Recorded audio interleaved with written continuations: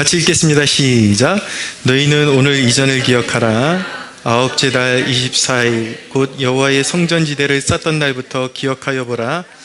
곡식종자가 아직도 창고에 있느냐? 포도나무, 무화과나무, 석류나무, 감람나무 열매가 맺지 못하였느니라. 그러나 오늘부터는 내가 너희에게 복을 주리라. 아멘. 여러분, 우리가 강단에서 믿는 자들에게 분명히 영육간의 회복이 있을 것이라고 매번 선포가 되는데, 왜 성도들의 삶 가운데는 그 능력이 나타나지 않는 것처럼 보일까요? 한번 고민하고 넘어가야 되지 않겠습니까? 하나님의 말씀이 거짓말이 아니라면 성도들의 삶 가운데 능력이 나타나야 되는데 희박하단 말이에요. 왜 그럴까? 그것은 하나님의 축복은 우리 존전 앞에 와 있는데, 면전 앞에 와 있는데, 하나님의 선포대로 믿는다고 하는 하나님의 백성들이 말씀의 원리를 실천하지 않기 때문에 그 축복이 성도들의 삶 가운데 임하지를 못하는 것입니다. 원리는 간단해요. 무엇이든지 결과가 있으려면 작동이 있어야 되는 것입니다. 불을 켜려면 불은 이미 들어올 수 있는 조건이 다 형성이 돼 있는 거예요. 스위치를 올려야 되는 것이죠. 네. 배부르려면 숟가락을 들고 숟가락질을 해야 되는 것이죠. 근데 이 아주 기본적인 원리가 실행되지 않는 곳이 바로 교회입니다. 말씀이 거짓말이라서가 아니라 말씀의 원리를 실천하지 않기 때문에 생명의 능력이 나타나지 않는 것입니다. 자, 보십시오. 오늘 이 말씀 여러분들이 귀담아 들으면 2021년도에는 새로운 반전의 새해를 맞이하게 될 줄로 믿습니다. 보십시오. 18절을 보세요. 너희는 오늘 이전을 기억하라 라고 말씀하고 있어요. 자, 그리고 아홉째 달 24일 곧 여호와의 성전 지대를 쌓던 날부터 기억하여 보라. 자, 무슨 말씀이냐면 이스라엘 백성들이 하나님 앞에 범죄하고 바벨론 포로기로 잡혀갔다가 고레스 칙령으로 70년 만에 자유의 몸이 돼가지고 돌아왔어요. 돌아온 데는 목적이 있습니다. 하나님께서 그 포로로 잡혀갔던 백성들을 유다 땅으로 회복시키신 이유는 성전을 다시 일으켜 세우라고, 성전을 일으켜 세우고 예배를 다시 일으켜 세우라고 하나님께서 포로 귀환을 시키신 것인데, 이제 중간에 성전을 짓지 못하게 하는 방해도 있곤 했지만 그런 구실로 해가지고 하나님의 백성들의 마음 가운데 어떤 마음이 있었냐면, 아직도 하나님의 때가 이르지 않았다, 아직 성전 지을 때가 안 됐다, 시기상조다, 그러면서 계속 미룬 거예요. 미루면서 그들이 했던 일은 무엇이냐면 자기 개인의 영달과 사욕, 자기네 하나님의 성전은 다 허물어져 있는데 자기네 집을 번쩍이게 짓고 그런 일에 완전히 자신의 삶을 송두리째 매진하고 있었던 것입니다. 그랬더니 하나님께서 그 이전에 너희가 성전 짓는 일들을 계속 미룰 때의 일들을 생각해보라 라고 지금 도전하고 계신 거예요. 너희가 과연 축복을 받았었는가 한번 고민해 보라는 것이죠. 많은 일들을 하는데 남는 게 없어요. 왜 그럴까요? 하나님이 복 주시지를 않으니까. 보세요. 1장 9절을 보세요. 1장 9절에 보면 너희가 많은 것을 팔았으나 도리어 적었고 너희가 그것을 집으로 가져갔으나 내가 불어버렸느니라. 나 만군의 여호와가 말하노라. 이것이 무슨 까닭이냐? 내 집은 황폐하였을 때 너희는 각각 자기의 집 짓기를 위하여 빨랐음이라. 그러므로 너희로 말미암아 하늘은 이슬을 그쳤고 땅은 산물을 그쳤고 내가 이 땅과 산과 곡물과 새 포도주와 기름과 땅의 모든 소산과 사람과 가축과 손으로 수고하는 모든 일에 한재를 들게 하였느니라. 뭔가 이상해요. 뭔가 열심히 하는데 남는 게 없어. 이상하게 많이 벌었다고 생각하는데 남는 게 없어요. 왜 그럴까요? 하나님이 그것을 누릴 수 있는 복을 안 주시니까 다 불어버리시는 거예요. 왜냐하면 하나님의 성전을 지으라고 불렀는데 성전은 안 짓고 엉뚱한 짓들을 하고 있는 것입니다. 온전히 하나님 나라는 온데간데 없고 자기의 먹고 사는 문제에만 치중해서 정신을 차리지 못하는 것이죠. 그래서 하나님께서 학개를 비롯한 선지자들을 부르셔가지고 이제는 더 이상 미루지 말아라. 정신 바짝 차리고 성전을 쌓아라. 그렇게 명령하신 거예요. 그런데 오늘 말씀이 무엇이냐면 너희가 이 성전지대를 쌓던 날부터 한번 기준으로 생각해봐라. 이제는 놀라운 역사들을 보게 될 것이다. 이전에는 너희가 그렇게 수고하고 애쓰고 많이 돌아다녀도 남는 게 없었지만 이제 이 성전지대를 쌓는 날부터 시작해서 너희의 삶 가운데 하늘의 복을 내리기 시작할 것이다 라고 하나님께서 말씀하시는 것입니다. 그러므로 여러분들의 삶 가운데 정말 하나님의 능력이 임하는 것을 보고 싶으시다면, 하나님의 영광을 보고 싶으시다면 먼저 여러분들의 삶이 성전 건축이 되게 하십시오. 성전을 짓는 건축이 되게 하십시오. 그것은 어떤 삶입니까? 바로 여러분들의 삶 자체가 예배가 되게 하는 삶인 것입니다. 여러분, 먼저 주일 예배부터 우리가 개혁을 시켜야 합니다.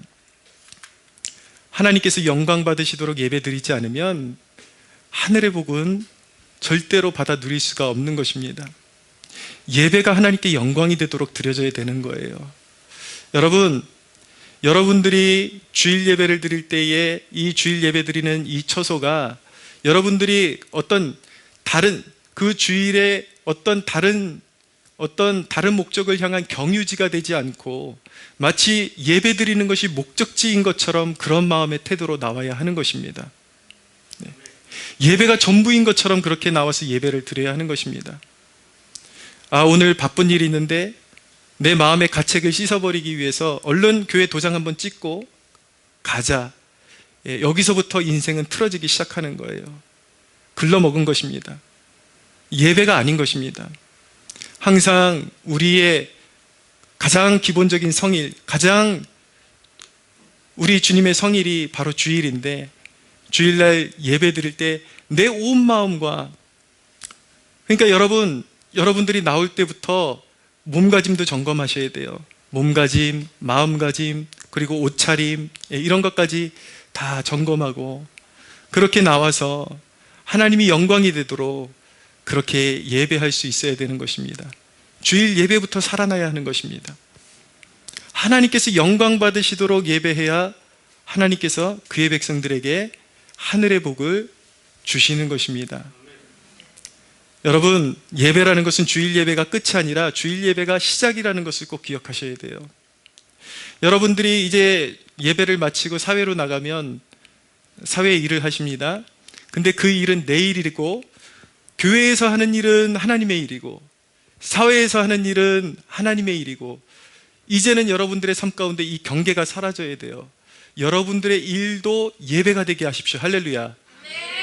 이것은 분명한 하나님의 영광을 위한 일이다라는 분명한 의식을 가지고 그 일을 해야 하는 것입니다. 그렇기 때문에 여러분, 지혜로운 사람은요, 결코 주일날 달랑 한번 예배드리고 나머지 내 일들은, 내 일, 사업 이런 것들은 하나님하고 상관없는 것이니까 밀어내고 자기 혼자 달려가는 것이 아니라, 진정으로 지혜로운 사람은 하루의 시작점에 있어서 하나님의 말씀과 그리고 기도로 하나님의 음성을 듣는 일부터 시작하는 것입니다. 깊은 묵상 가운데 하나님께서 주신 말씀 붙들고 직장으로 나가는 것이죠. 영적인 터전으로 나아가는 것입니다. 그리고 여러분, 어떤 소원을 가져야 되냐면, 여러분 하나님을 무엇으로 두고 사십니까? 우리 하나님 살아계신데, 여러분 하나님을 여러분들의 일터에 적극적으로 초청하십시오. 다윗은 그 인생에 분명한 목적이 있었습니다. 다윗의 인생의 가장 중추가 되는 인생의 목적은 무엇이냐면, 그의 삶을 통해서 하나님의 성전이 세워지기를 원했던 그 마음의 소원함이 있었어요. 그렇기 때문에 나가서 하나님께서 이 싸움에서 이기게 해주신다면 그 전리품을 가지고 하나님의 성전을 세우겠습니다라는 분명한 인생의 목적을 가지고 전쟁터에 나갔기 때문에 성경은 무엇이라고 말씀하고 있냐면, 다윗이 가는 곳마다 이겼더라 라고 말씀하고 있는 것입니다. 무엇이 다른 것입니까? 일반적인 사람들하고 목적이 다른 것입니다. 왜 여러분들의 일터에 적극적으로 하나님을 속된 말로, 세상 말로 유치하십시오. 할렐루야. 예, 하나님을 여러분들의 일터로 유치하십시오. 하나님 와주십시오. 그리고 거룩한 소원을 가지십시오. 내 인생의 목적이 단순히 이것을 통해서 내 배를 불리는 것이 아니라 하나님의 교회를 세워나가고 하나님 나라를 확장시키는 일에 하나님께서 나에게 주신 축복을 하나님 앞에 영광스럽게 사용하겠사오니 하나님 이 일에 승리를 주옵소서. 여러분, 그 거룩한 삶의 목적을 가지고 여러분들의 삶 자체가 예배가 될 수 있도록 그렇게 하나님을 모시어드리는 거룩한 백성들 되시기를 축복합니다. 그렇게 성전은 쌓아가는 거예요. 그렇게 예배의 삶은 시작되는 것입니다. 경계를 두지 마세요. 교회 나오는 시간, 내가 일터에서 일하는 시간 따로따로 구별하지 마세요. 내일이 바로 하나님의 일이다. 내 일 자체가 예배가 되어야 한다는 의식을 가져야 하는 것입니다. 여러분들이 성전을 쌓을 때 기억해야 되는 것은 무엇이냐면 빈틈없이 쌓아야 한다는 것입니다. 하나님의 성전을 돌을 하나하나 쌓아 올린다라는 표현은요, 또 다른 의미로 심는다라는 의미로 환원해서 말씀드릴 수가 있습니다. 농부가 많은 수확을 거두기 위해서는 어떻게 해야 됩니까? 많이 뿌려야 되는 것입니다. 빈틈없이 뿌려야 되는 것입니다. 마찬가지로 하나님의 영광을 보기 원하는 사람들은 성전을 우리의 삶 가운데 성전의 기초를 쌓을 때 빈틈없이 벽돌을 쌓아야 하는 것입니다. 여러분, 마귀는 우리를 자꾸 실증나게 합니다. 연말이 되면, 이제 연초가 되면 기도 생활 열심히 해야지 그러고 시작을 하는데 막상 기도 생활을 시작해 보니까 뭔가 지루해요. 뭔가 아무것도 나타나지를 않는 것 같아. 그러니까 마귀는 격동질하죠. 야, 헛수고야, 헛수고야. 그런데 여러분, 성전 지대를 쌓는 일은 멈춰서는 안 되는 것입니다. 할렐루야. 여러분, 중요한 원리를 하나 가르쳐 드릴게요. 농부가 뿌릴 때에 그가 심적으로 열심을 다해서 뿌리든지 그가 지친 마음으로 어쩔 수 없이 나가서 뿌리든지 그가 씨를 한 움큼 쥐고 제대로 뿌리기만 하면, 그것이 땅에 떨어지기만 하면 무조건 열매를 맺게 되어 있습니다. 왜인지 아십니까? 그 농부의 마음이 항상 뜨거운 것은 아니지만, 열정으로 가득한 것은 아니지만, 그 땅에 떨어진 씨앗이 자라날 수밖에 없는 이유는 무엇이냐면 그 씨 자체에 생명이 있기 때문인 것입니다. 하나님의 일도 마찬가지인 것입니다. 때로는 우리는 너무 감정적으로 치우치려고 그래요. 뭔가 내가 열심히 있어야지만 하나님께서 영광 받으실 거라고 생각을 해요. 맞죠. 열심은 회복해야 되는 것입니다. 그러나 문제는 무엇이냐면 감정에 치중한 나머지 무언가 달아오르는 것이 없으면 자꾸 포기하려고 그래요. 의미가 없다고 생각해요. 그러나 그것이 유혹이라는 것을 기억하셔야만 하는 것입니다. 성전을 쌓는 일은 내 감정에 치우쳐서는 안 되고, 농부가 오늘 아침에 일어나서 일을 하고 싶든지 하고 싶지 않든지 꾀가 나든지 반드시 가을이 되면 추수의 열매를 거두려면 뿌려야 한다라는 그 사명감을 가지고 나가서 뿌리는 것처럼 억지로라도 뿌리면, 하나님의 일은 하나님께 드리는 헌신과 기도는 그 자체의 생명력이 있기 때문에 뿌려지는 족족 언젠가 반드시 귀한 열매로 돌아온다라는 것을 기억하시기를 바랍니다. 예. 이 원리를 여러분들 알고 기도 생활 하셔야 돼요. 내년에 어떻게 하시겠습니까? 예, 올해처럼 또 기도는 심는 것이거든요. 하나님의 백성들에게 하나님께서 많은 것을 거둘 수 있도록, 가장 놀라운 축복을 거둘 수 있도록 주신 씨앗이 무엇이냐면 기도라는 것입니다. 기도. 근데 여러분, 기도하지 않고 가난한 영혼이 될 수밖에 없는 거죠. 거둘 수 있는 것이 없는 거예요. 내년에는 여러분들의 기도 생활에 진보가 일어나기를 축복합니다. 여러분, 잘 들으십시오. 여러분들의 헌금 생활도 개선이 일어나도록 그렇게 노력하십시오. 여러분들이 100원을 드려도 귀한 것입니다. 하나님 앞에. 제가 말씀드리는 것은, 저는 하나님의 말씀을 여러분들에게 올바르게 가르치는 선생으로 서 있기 때문에, 교사로 서 있기 때문에, 목회자로 서 있기 때문에 여러분들에게 가장 효율적이고 가장 축복이 되는 길을 저는 가르쳐 드리는 거예요.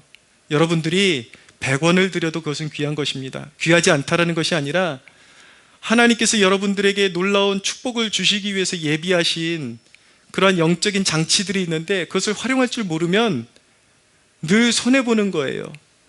거기서 충만한 열매들을 거둘 수 있는데 그 원리를 모르고 빈약하게 뿌리니까 빈약하게 거둘 수밖에 없게 되는 것입니다. 여러분들이 적은 액수라도 헌금 생활하는 건 귀한 것이죠. 그런데 여러분, 개선시켜야 될 조금은 미달되는 습관이 무엇인가? 하나님께서 제정하신 원리대로 헌금 생활을 하지 않고 그냥 들쑥날쑥 마음에 내키는 대로 좀 내다가, 그러다가 이제 조금 더 마음이 우러나오거나 아니면 하나님께서 조금 더 뭔가 이렇게 손에 쥐게 해주셨을 때 기분 날 때 한 번씩 이렇게 내는 습관들이 있잖아요. 그거 자체로 귀하지만 왜 헌금 생활하면서도 하늘의 복을 누리지를 못하는가? 왜냐하면 들쑥날쑥하기 때문인 것입니다. 하나님의 방식이 아니라 내 방식대로 헌금 생활을 하기 때문에 거기서 충만한 하나님의 은혜를 누리지를 못하게 되는 거예요. 사랑하는 여러분, 여러분들의 삶의 기반이 든든해지기를 원하고 정말 하나님의 돌보심을 원한다면 온전한 11조 생활할 수 있는 여러분들 되시기를 바랍니다. 여러분, 11조는 하나님의 것입니다. 여러분, 이 원리가 무엇이냐면요, 성도들의 헌신을 통해서 교회가 세워지는 것입니다.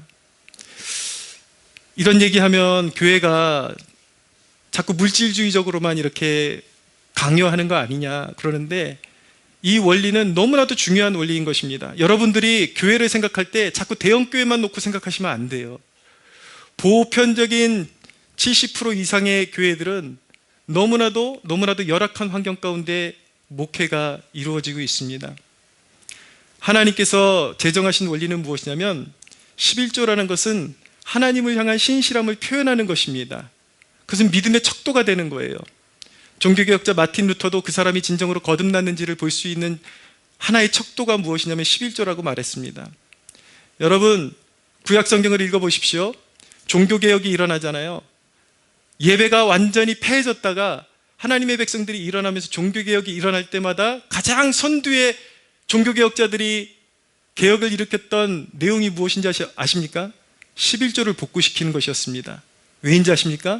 11조가 복구되어야 성전이 돌아가기 때문인 것입니다. 성전이 돌아가야 하나님께 예배가 올려지는 것이고, 예배가 올려져야 하나님께서 그 예배를 받으시고 하나님의 백성들을 축복하시는데, 11조가 사라지고 나면 하나님의 백성들이 그 의무를 다하지 않으면 교회가, 성전이 문을 닫게 되는 것이죠. 예배가 돌아가지를 않는 거예요. 그러면 어떤 결과가 생기는지 아십니까? 번번이 하나님의 백성들이 전쟁에서 패배하는 역사가 일어나는 것입니다. 느헤미야의 종교개혁을 보십시오. 히스기야의 종교개혁을 보십시오. 가장 중요한 종교개혁은 무엇인가? 바로 11조의 개혁이었습니다. 그것을 통해서 성전이 돌아가고 예배가 활기를 띠고 하나님께서 영광 받으실 때에, 그때는 하나님의 백성들에게 영적인 힘이 생기고 전쟁을 치르게 되면 하나님께서 이기게 해주셨다라는 사실을 기억하시기를 바랍니다. 여러분, 우리가 하나님을 섬기고 하나님의 몸된 교회를 섬기고 하나님이 우리의 삶을 책임지시는 것이 바로 11조의 원리인 것입니다. 너무나도 안타까운 그런 소식들을 듣거든요. 오늘 하루만 해도 수많은 교회들이 문을 닫았을 것입니다. 왜인지 아십니까? 성도들이 은혜를 받기는 원해요. 은혜를 받기는 원하지만 재정에 대한 훈련은 전혀 되어 있지를 않아요. 시대가 그렇습니다. 목회자들이 11조에 대한 설교를 할 수가 없는, 하기를 너무나도 꺼려지는 시대가 됐어요. 왜냐하면 성도들이 거부 반응을 일으키니까. 근데 여러분 보십시오.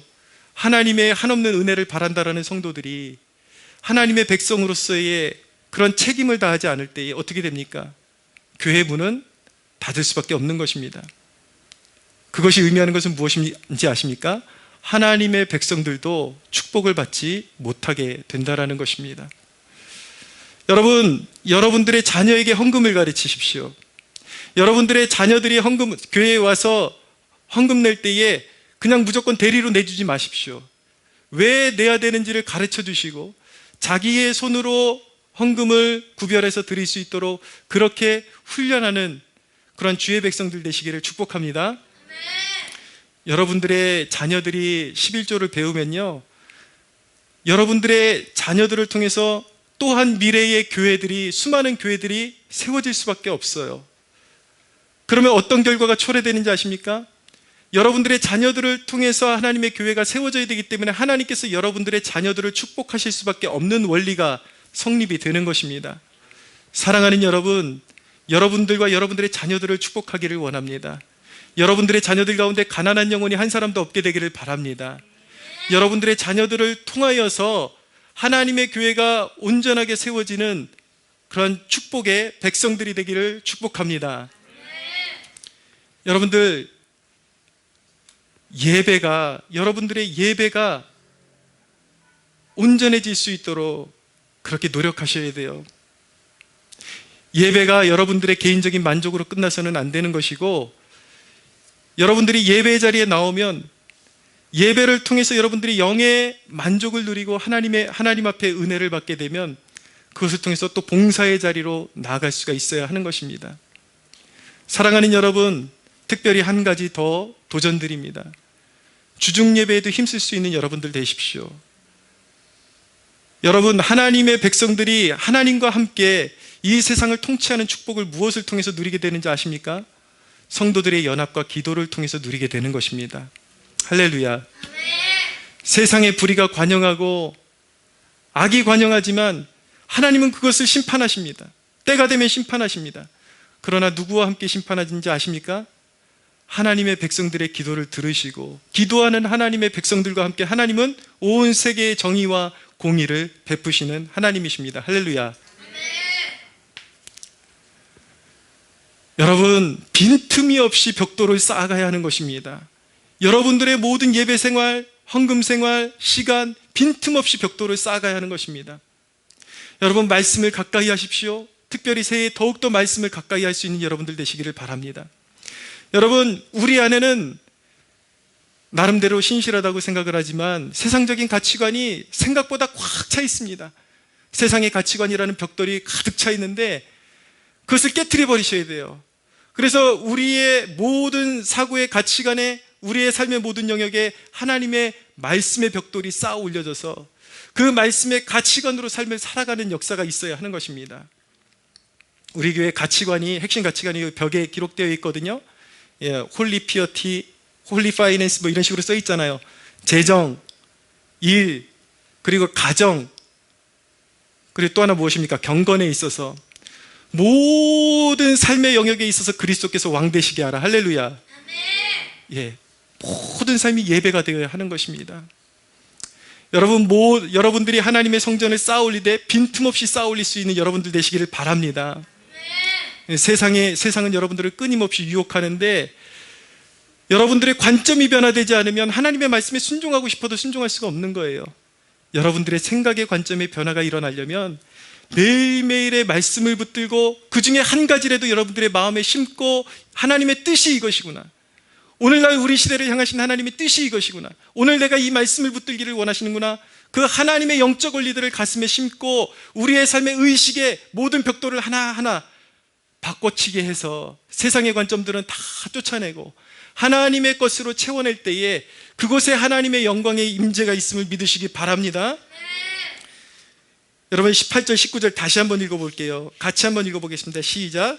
너희는 오늘 이전을 기억하라. 아홉째 달 24일 곧 여호와의 성전지대를 쌓던 날부터 기억하여 보라. 곡식 종자가 아직도 창고에 있느냐? 포도나무, 무화과나무, 석류나무, 감람나무에 열매가 맺지 못하였느니라. 그러나 오늘부터는 내가 너희에게 복을 주리라. 아멘. 여러분들의 삶 가운데에 하나님의 성전지대가 올라가기 시작하는 그 순간부터 일어날 일이 무엇인지 아십니까? 하나님의 임재가 시작되는 것입니다. 여러분들의 성전이 든든하게 거룩하게 지어질수록 하나님의 임재는 충만하게 그곳에 나타나는 것입니다. 여러분, 그 순간부터는 하늘의 보좌에서부터 여러분들의 삶 가운데 생수의 강이 흘러넘치기 시작할 것입니다. 만족하게 될 것입니다. 할렐루야. 여러분, 하나님의 성전지대를 쌓는, 하나님의 성전을 쌓아올리는 백성들에게 가장 철칙이 무엇인가? 영적으로 순결해야 된다는 것입니다. 무엇인지 아십니까? 하나님의 방법으로 인생을 세우는 것과 인간적인 방법으로 세우는 것을 동시에 세워서는 안 된다는 것입니다. 철저하게 하나님의 방법으로, 하나님의 뜻대로 인생을 세워나가야 하는 것입니다. 할렐루야. 제가 최근에 찰스 스펄전 목사님 설교를 읽다가 저에게 개인적으로 너무나도 부어주신 은혜의 말씀이 있어서 여러분들과 함께 잠시 나누기를 원합니다. 들어보십시오. 이 밭을 쟁기질하십시오. 다른 곳에서는 그만한 수확을 결코 얻지 못할 것입니다. 이 광맥을 계속 파십시오. 다른 곳에서는 결코 그런 금을 얻지 못할 것입니다. 이 땅의 금은 정금이며 그 부는 근심이 뒤따르지 않는 부입니다. 보아스가 룻에게 말했듯이 나도 여러분들에게 말합니다. 이삭을 주우러 다른 밭으로 가지 말라. 이삭을 주우러 다른 밭으로 가지 말라. 룻에게 그곳이 바로 축복의 밭이요, 그리스도와 함께하는 그 밭이 축복의 밭이니까 다른 밭으로 가지 말라는 것입니다. 오늘 말씀에 대입해서 말씀드리면 다른 우물을 파지 말라는 것입니다. 다른 집을 짓지 말라는 것입니다. 할렐루야. 하나님은 여러분들을 향한 놀라운 축복의 계획을 가지고 계십니다. 여러분, 이 영적인 원리, 성전을 쌓는 원리를 여러분들이 기억하고 실천할 수 있다면 여러분들은 인생의 모든 우여곡절이 있지만 그 모든 삶 가운데서 형통의 삶을 누리게 될 줄로 믿으시기 바랍니다. 나는 왜 형통이라는 단어를 사람들이 왜 그렇게 싫어하는지 모르겠어요. 기독교인들이. 여러분, 형통은 성경적인 단어인 것입니다. 그런데 여러분, 의미를 제대로 알아야 되는 것입니다. 성경이 말씀하는 형통은 세상 사람들이 말하는 것처럼 무작정 성공하고 부귀영화를 누린다라는 그런 뜻과는 좀 거리가 있습니다. 무엇인가 실제적으로 말씀드리겠습니다. 과거 한 4, 5년 전에 목회가 가장 어려운 때에 성도도 우리 장모님하고 이렇게 우리 가족끼리만 예배드리고 성도도 없어요. 근데 우리 사모가 그때 직장을 다니면서 이제 경제적으로 좀 부양하고 그랬었는데 사모가 갑자기 암이 찾아온 거예요. 일단은 제가 울었던 이유는 무엇이냐면, 야, 결혼해가지고 사모 이렇게 지질이 고생시키는데 또 거기서 끝나는 것이 아니라 또 암까지 걸렸어. 아내 얼굴을 어떻게 봐야 될까? 그리고 지금 이 상황에서 아내가 암까지 걸려버리고 이제 직장 이제 내려놓게 되면은 결국은 이제 내가 직접 나서서 일을 하고 가족을 부양해야 되는데 그 이야기는 무엇인가 교회 문을 닫아야 되는구나, 그렇게 생각한 거예요. 근데 여러분, 가장 우리가 정말 제 기억에 딱 한 번 울었습니다. 같이 서러워서 한 번 울었는데요. 그 다음 날부터 세상이 알 수 없는 평안이 계속 임하는 것입니다. 너무 기뻤어요. 정말 거짓말 요만큼도 안 보태고 너무 기뻐가지고 맨날 그렇게 그 평소에 치지도 않는 장난 더 많이 치고 얼마나 웃고 인생의 정말 전성기를 그때 맞이했어요. 더 놀라운 사실은 무엇인지 아십니까? 꿋꿋이 일했어요. 전도 나갈 때 전도 나가고 예배 드릴 때 예배 드리고. 그런데요, 우리 가족이 뭐 먹고 살아야 되지? 근데 여러분, 월 말만 되면 그때만 해도 저희가 무슨 누구에게 후원해달라고 계좌번호를 나눠주고 그런 적 한 번도 없어요. 그때만 해도. 근데 여러분, 월 말만 되면 하나님께서 월급 주시듯이 누군가 전화가 와요. 전화가 오면은 그때만 해도 제 유튜브의 조회수가 4명, 5명 요런 사람들이 볼 때였는데 그 4명, 5명 가운데 한 사람이 은혜 받았다고 자기가 교회에 헌금하고 싶다 그러는 거예요. 매달 하나님께서 우리의 삶 가운데 쓸 것을 공급해 주시고 교회를 유지시켜 주시는데요, 오히려 아내가 회사 다닐 때보다 더 풍성하게 교회가 유지되는데, 그것이 한 달만 유지되겠지. 근데 아내가 1년 가까이 암투병하는 그 내내 하나님의 보호하심과 섭리가 계속해서 이어졌던 것입니다. 믿으십시오. 여러분, 하나님의 은혜는 우리가 생각하는 것보다 더 놀라운 은혜인 것입니다. 하나님의 방법대로 우리의 삶의 성전을 건축하면 하나님께서 우리의 인생을 책임짐을 믿으시길 바랍니다. 환란이 있어요. 없다라는 것이 아니에요. 그러나 그 환란의 한복판을 통과하는 우리에게 하늘의 평강과 하나님의 돌보심과 오히려 역경이 없었을 때 느끼지 못했던 영적인 평안, 기쁨, 하늘의 기쁨이 차고 넘치게 된다는 것을 믿으시기를 바랍니다. 네, 그런 세계가 있단 말이에요. 그런 기쁨. 여러분들의 인생에 환란은 끊임없이 올 거거든요. 그러나 여러분, 믿는 자는 반드시 그 환난을 이기게 될 것입니다. 할렐루야. 말씀을 정리하겠습니다. 여러분, 19절 끝에 보십시오. 19절 끝에 오늘부터는 내가 너희에게 복을 주리라. 오늘부터는 내가 너희에게 복을 주리라. 여러분, 여러분들의 삶 가운데 마음을 돌이키고 성전지대를 쌓기 시작하는 그 순간이 이미 하나님의 돌봄이 시작되었음을 믿으시기를 바랍니다. 할렐루야. 다가오는 2021년도 여러분들의 삶이 보아스의 밭에 들어간 룻과 같은 삶이 되기를 축복합니다. 무너졌던 성전의 기초를 다시 쌓아 올렸던 이스라엘 백성들과 같은 축복이 여러분들의 삶에 넘쳐나게 되기를 축복합니다. 이제는 엄한 데서 고생하지 마세요. 여러분, 지금까지 말씀드린 게 우리 그리스도인의 기본 토대예요. 주일 성수 잘하고 11조 잘하는 것이 오늘날 성도들에게는 인생의 하나의 정복의 목적이 돼버렸어요. 이건 엉터리예요, 솔직히 말해서. 그러니까 능력이 나타나지를 않는 거예요. 제가 지금 말씀드린 것은 기독교인, 그리스도인이라고 말하는 사람들의 신앙의 출발점, 스타트 지점인 것입니다. 거기서부터 출발하셔야 돼요. 거기서부터 여러분들이 성전지대를 쌓고 성전을 올려 쌓아 나아갈 때에 하나님의 영광스러운 임재가 여러분들의 삶 가운데서 떠나지 아니할 것입니다. 여러분들의 인생의 기초가 든든해지기를 축복합니다. 21년도에는 여러분들의 삶 가운데 풀리지 않았던 문제들이 풀어지기 시작하고, 또 이 코로나로 인하여 위축된 이 시대 가운데 하나님의 백성들을 구별하여 주셔서 모든 것들을 전화위복시켜 주시는 놀라운 구원의 은혜가 여러분들의 삶 가운데 임하기를 축복합니다. 우리 하나님께 영광의 박수 올려드리겠습니다.